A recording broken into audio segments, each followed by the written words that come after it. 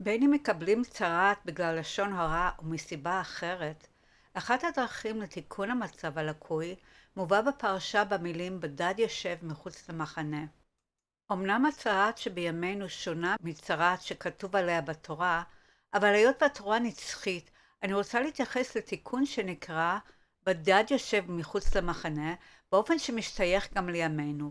במיוחד אם להרחיב את המושג למשמעות של בידוד, מושג שאולי זכור לנו מימי הקורונה כמושג שחלק מאיתנו חווינו, אבל במובנו הרחב יותר ומכמה נקודות ראות שיש להן השלכות מעשיות. אקדים אבל ואומר שעל פי מאמר חז"ל, או חברותא או מיתותא, התבדלות מן החברה באופן קבוע או ממושך, והימנעות ממגע עם בני אדם, עשוי לפגוע בנו כי אלוקים ברא אותנו כיצורים חברתיים.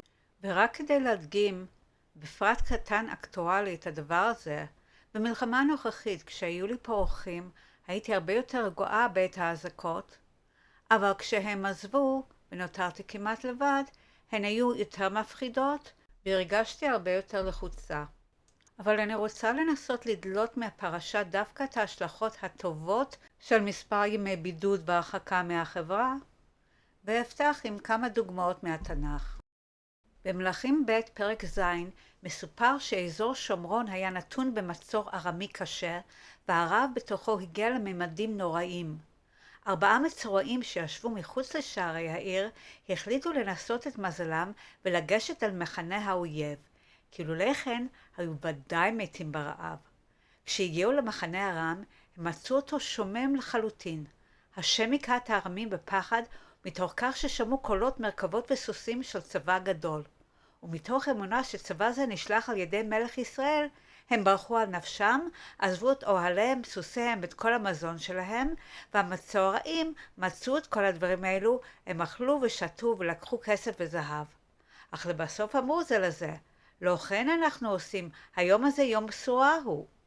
הם שבו לשער העיר ובישרו לשומרים על מה שמצאו במחנה ארם, והשומרים הודיעו על כך למלך ולעם, ומתוך כך העם יצא לשלוב ולבוז את מחנה ארם, ונבואת אלישע שניבא יום קודם לכן שיהיה מזון בשפע התקיימה.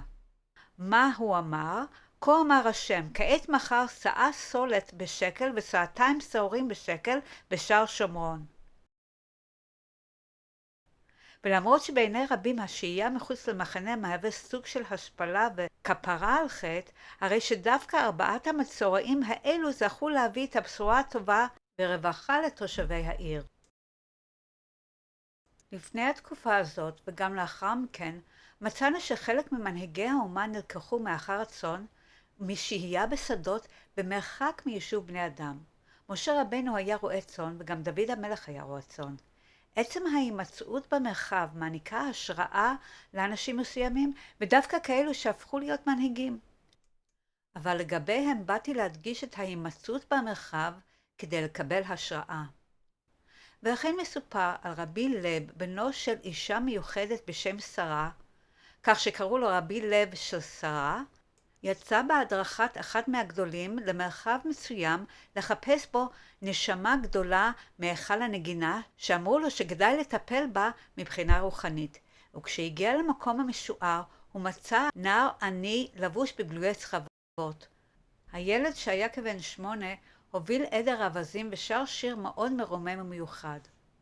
לאחר ששוחח הרב איתו, התברר שהוא בנו של אלמנה ענייה.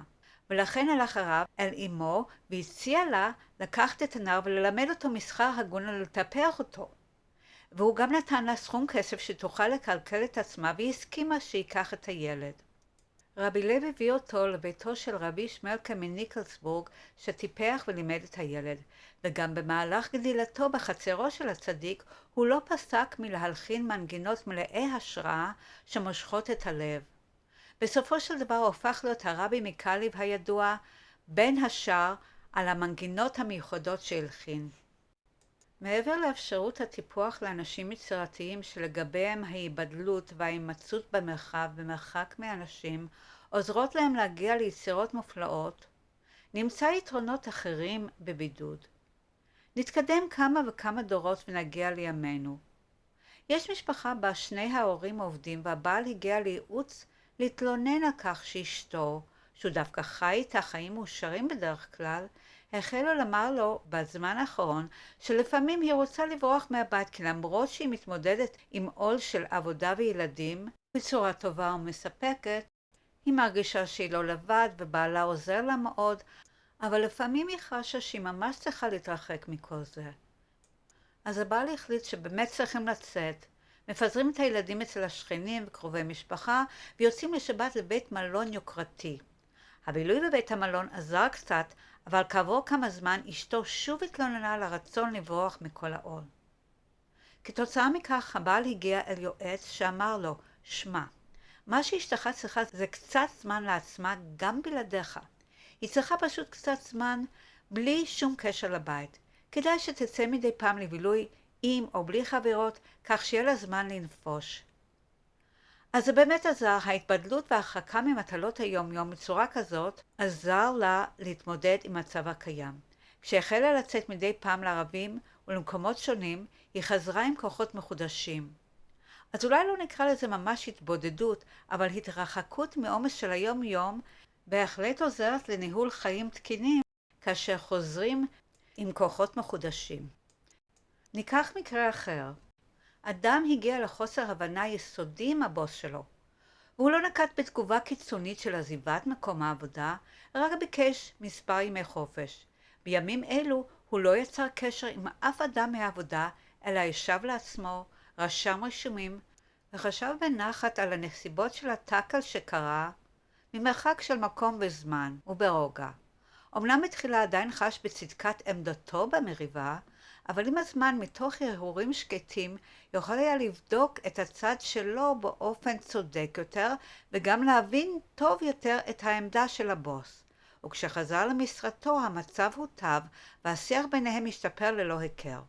כי מתוך צעידה מחוץ לשטח המריבה הוא יכול היה לחזות את העניין עם יותר בהירות וענווה. ויש גם מי ששם לב שהוא כל הזמן מושפע מאחרים.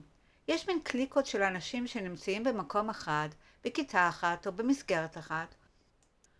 ולעיתים קרובות יוצא שמתקבצים ומדברים, ואז הוא מהנהן עם כולם, ולמרות שהוא לא ממש מסכים עם כל מה שנאמר, ואפילו עם חלק ניכר ממה שנאמר, ואם מדברים לשון הרע על מישהו שבדרך כלל אוזנינו קרויות לשמוע דווקא, למרות שיש קול פנימי שאומר שזה לא ערכי, אבל הוא חייב להיות שם, כי זה מקום העבודה.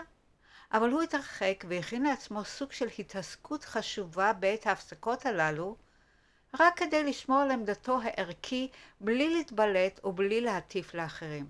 גם זה סוג של התבודדות, למרות שזה יכול להיקרא התבודדות בתוך החברה. ויש מקרה של אדם פרטי, תלמיד במסגרת של לימודים תיכוניים או גבוהים, שהוא חש שאיננו מסוגל לעמוד בעומס הלימודי. הוא כזה שבאמת לוקח כל דבר ברצינות ואוהב לרדת לעומקם של דברים, ומה שלא מסתדר לו זה היקף החומר שצריך לעבור אליו והלחץ שהוא חש בכיתה. התלמיד הזה לוקח כמה ימים של שקט, נשאר בביתו ללא שיחות טלפון, ומוריד לעצמו לקצת זמן את לחץ הלימודים ואת הנטייה להשוות את עצמו לתלמידים אחרים. הוא משתחרר ועוסק בפעילות מהנה יותר, והוא יודע שהלימודים לא יברחו. הוא יחזור אליהם בהמשך.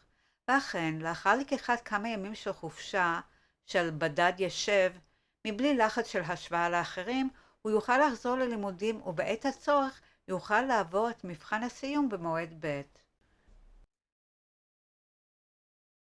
ויש התבודדות שמקדמים חסידויות שונות כגון ברסלב, שנוקטים ביציאה לשדות או מקומות פתוחים על מנת להתבודד ולשוחח ישירות עם האלוקים. אבל גם אם זה לא מתאים לכולם, ויש מי שיסתפק בנוסח התפילה שקבעו לנו אנשי כנסת הגדולה, שנמסר מדור לדור, ואז כל פנייה אל האלוקים יכולה להתבצע ממש במהלך החיים היומיים. וזאת בנוסף למה שמייחדים זמנים לתפילה על פי נוסח המקובל. ומעבר לשיחות ישירות אל אלוקים, לעתים בן אדם שנתקל בבעיות מוצא פורקן לעצמו במציאת פינה שקטה, בו יוכל להרהר ולאחר מכן אפילו להעלות דברים על הכתב כדי להבהיר אותם לעצמו, וזה עוזר לו לפעמים יותר מאשר שיחה עם אנשים אחרים. האם יצא לכם פעם לשבת בפינה שקטה ולכתוב דף או מספר דפים עם דברים שמעיקים עליכם? האם פעם פניתם לאלוקים והסברתם לו דברים שלא הייתם רוצים לדבר עליהם עם אף אחד? אז ראינו שאפשר גם לקחת את הבדידות ככלי להטבה, לעצמנו ולסביבתנו.